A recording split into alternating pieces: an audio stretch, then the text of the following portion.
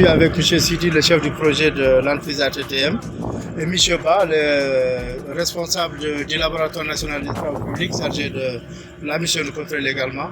Donc nous sommes en train de faire aujourd'hui ce qu'on appelle la planche d'essai. C'est-à-dire c'est à peu près l'échantillon de la route qu'on va faire. On va exécuter les travaux sur 200 mètres.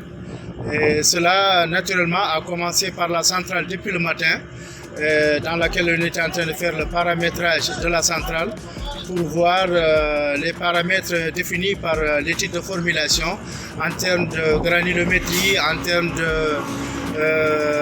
du dosage du bitume, etc., etc. Et ça va aboutir également au nombre de passes prédéfinies pour les différents engins intervenants et notamment le compacteur à disque et les compacteurs à pneus pour voir le nombre de passes à allouer à chacun de ces compacteurs-là. Et l'objectif de tout ça, c'est d'avoir une résistance donnée et prédéfinie par l'étude. Et donc nous partons sur ces 200 mètres-là de planche d'essai aujourd'hui qu'on va réaliser aujourd'hui. Et après cela, on va faire des carreaux pour les passer au laboratoire et voir les résistances que ça donne.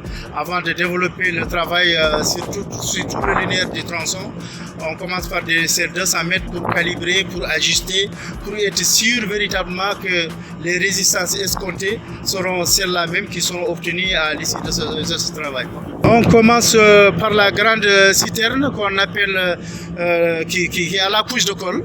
On l'appelle la bouillie et au préalable même il y a la citerne du flincote qui met le flincote avant cette couche de colle là.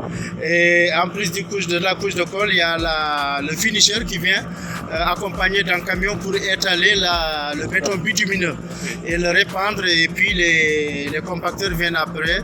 C'est le compacteur à disque puis suivi du compacteur à pneus lisses. Non seulement on tient à faire les travaux dans les délais et les quantités prédéfinies, mais on tient à les faire suivant les normes.